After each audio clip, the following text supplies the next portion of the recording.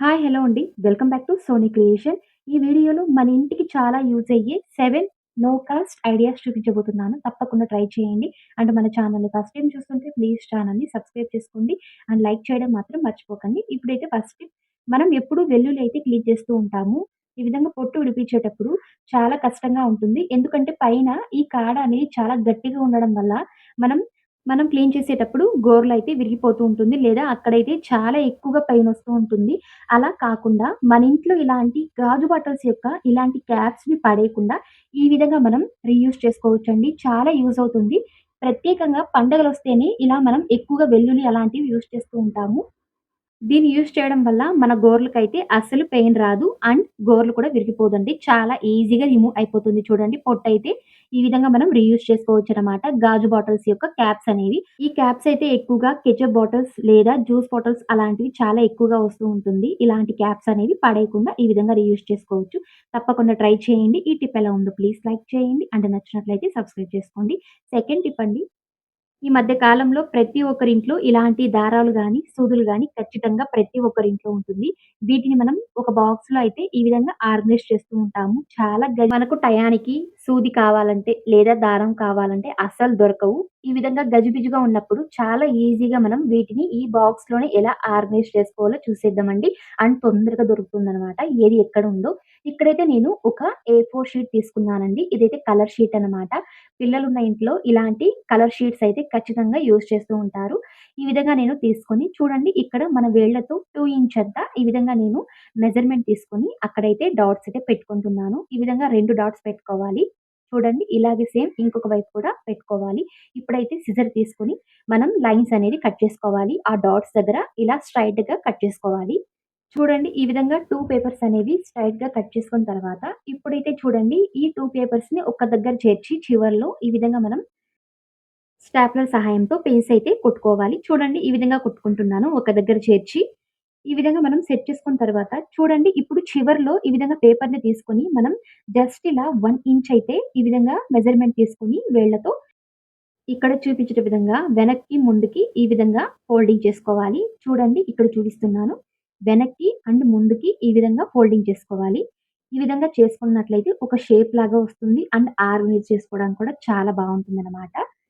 ఈ విధంగానే same last వరకు ఫోల్డింగ్ చేసుకుంటూ వెళ్ళాలి. చూడండి ఈ విధంగా ఫోల్డింగ్ చేసిన తర్వాత షేప్ అయితే ఈ విధంగా ఉంటుంది.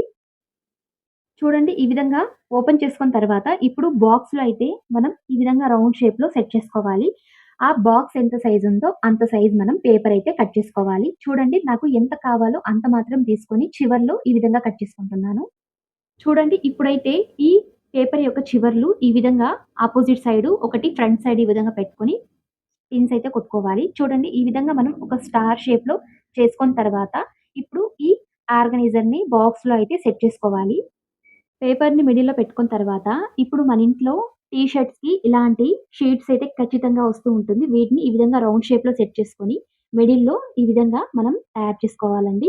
అంతే అండి. చాలా సింపుల్‌గా తయారు చేసుకున్నాము. ఈ విధంగా అన్నీ మనం ఒకే బాక్స్‌లో ఇలాంటి దారాలు గానీ, సూదులు గానీ ఒకేసారి పెట్టకుండా ఈ విధంగా సెపరేట్‌గా పెట్టుకోవడం వల్ల చాలా ఈజీగా దొరుకుతుంది. ఏది ఎక్కడుందో అండ్ గజిబిజి లేకుండా ఉంటుందండి. తొందరగా మనకు దొరుకుతుందనమాట. మన టైం కూడా చాలా వరకు సేవ్ చేసుకోవచ్చు. ఈ విధంగా ఆర్గనైజ్ చేసుకోవడం వల్ల. తప్పకుండా ట్రై చేయండి. ఈ టిప్ ఎలా ఉందో ప్లీజ్ లైక్ చేయండి. అండ్ నచ్చినట్లయితే సబ్స్క్రైబ్ చేసుకోండి. మూడవ టిప్ అండి. మనమైతే కొన్ని వందలు పెట్టి బాత్రూమ్ ఫ్రెషనర్ లేదా రూమ్ ఫ్రెషనర్స్ అలాంటివి తీస్తూ ఉంటాము. అలా ఎందుకు తీయడం అండి? మన మనీ కూడా వేస్ట్ చేయకుండా చాలా చీప్ అండ్ బెస్ట్‌గా ఇంట్లోనే తయారు చేసుకోవచ్చు. అండ్ కొత్తగాను ఉంటుంది. ఇవన్నీ యాడ్ చేసుకోవడం వల్ల స్మెల్ అయితే కూడా చాలా బావుంటుందండి. రూమ్ ఫ్రెషనర్ కంటే. మన ఇంట్లో ఏదో ఒక సోప్ అండి ఈ విధంగా తీసుకోండి. నేనైతే ఇక్కడ తురుముకుంటున్నాను. జస్ట్ ఇలా మన 1 మంత్ కావాల్సినంత మాత్రమే నేను తురుముకుంటున్నానండి. ఎక్కువగా తురుమకండి. ఈ విధంగా మనం తయారు చేసుకున్న తర్వాత ఇప్పుడు చూడండి సోప్ అయితే ఈ విధంగా తురుముకోవడం వల్ల చాలా యూజ్ అవుతుంది. అండ్ మనం తయారు చేసుకునేటప్పుడు చాలా ఈజీగా ఉంటుందనమాట. చూడండి సోప్‌నైతే ఈ విధంగా స్ప్రింకిల్స్‌గా తయారు చేసుకున్న తర్వాత, మన ఇంట్లో ఈ మధ్య కాలంలో చాలా ఎక్కువగానే కంఫర్ట్ గాని, లేదా డౌనీ గాని అలాంటి ఫ్రెషనర్స్ అంటే బట్టల ఫ్రెషనర్స్ అలాంటి లిక్విడ్స్ మనం ఎక్కువగా యూజ్ చేస్తూ ఉంటాము. నేనైతే ఇక్కడ డవ్‌ని యూజ్ చేస్తున్నానండి. నేను చాలా రోజుల నుండి కంఫర్టే యూజ్ చేసేదాన్ని. కానీ దానికంటే దీని స్మెల్ అయితే చాలా బావుంటుంది. ఇందులో అయితే ఒకలాగా గంధం వాసన వస్తుంది. అంతే కాకుండా స్మెల్ అయితే లాంగ్ లాస్టింగ్ అనమాట. నేను దీన్ని కేవలం బట్టలకే కాకుండా ఇల్లు తుడచడానికి మరియు బాత్రూమ్స్ క్లీన్ చేయడానికి కిచెన్స్‌లో చాలా రకాలుగా యూజ్ చేస్తానండి. తప్పకుండా మీరు ట్రై చేయండి. ఈ విధంగా నేను కొద్దిగా డౌని అయితే యాడ్ చేసుకొని సోప్ బేస్‌లో ఈ విధంగా మనం బాగా మిక్స్ చేసుకోవాలి. మిక్స్ చేసి అంతా ఒక్క దగ్గర ఈ విధంగా మనం ఒక ఉండలాగా చేసుకోవాలి.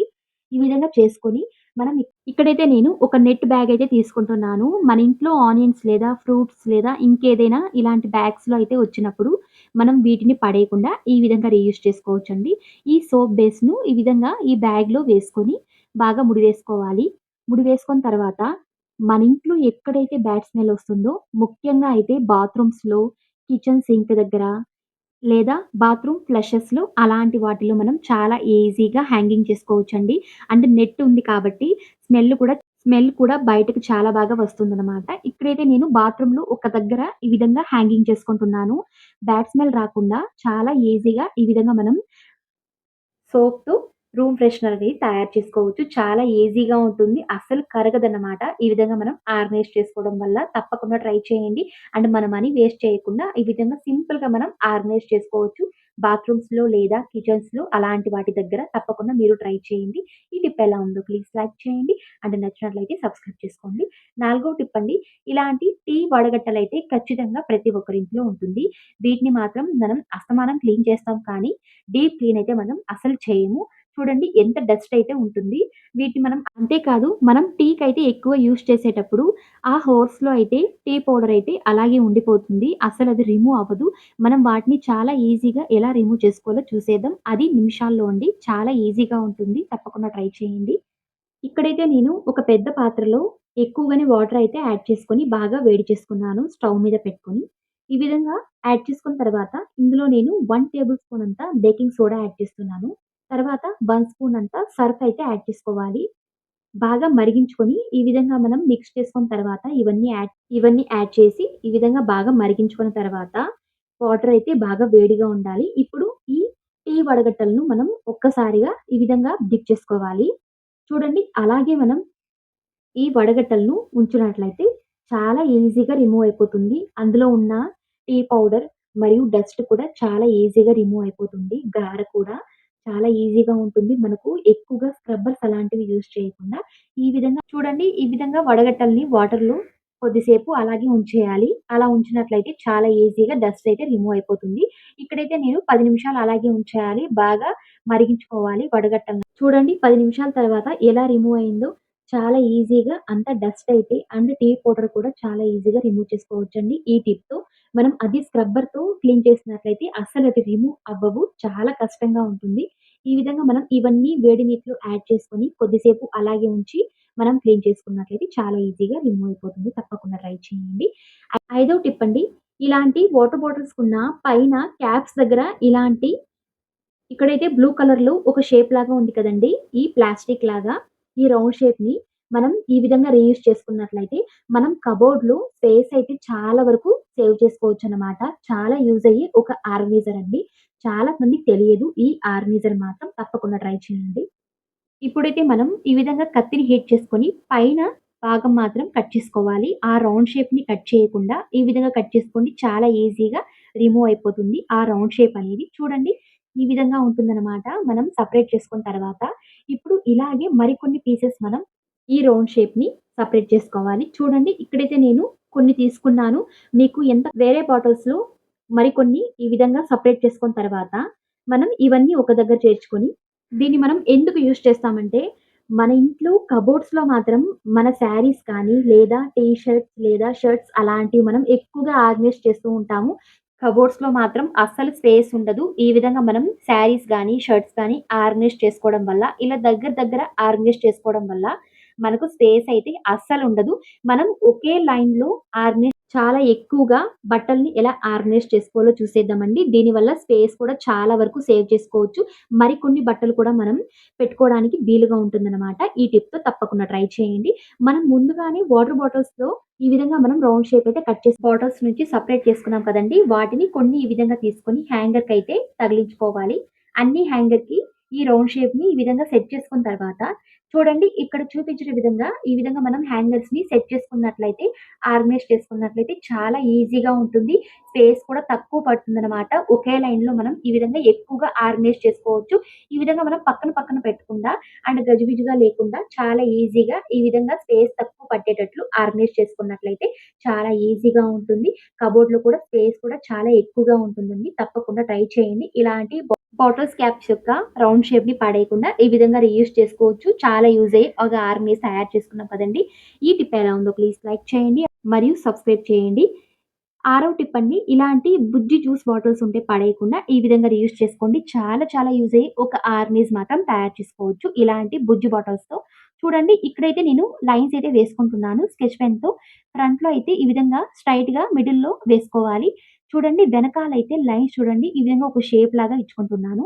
ఈ షేప్ లాగా ఇచ్చుకున్న తర్వాత మనం లైన్స్ అయితే ఎలా వేసుకున్నామో కటర్ తీసుకొని కట్ చేసుకోవాలి. లేదా స్టవ్‌లో కత్తిని కూడా హీట్ చేసి ఈ విధంగా కట్ చేసుకోవాలి. చూడండి కట్ చేసిన తర్వాత షేప్ అయితే ఈ విధంగా ఉంటుంది.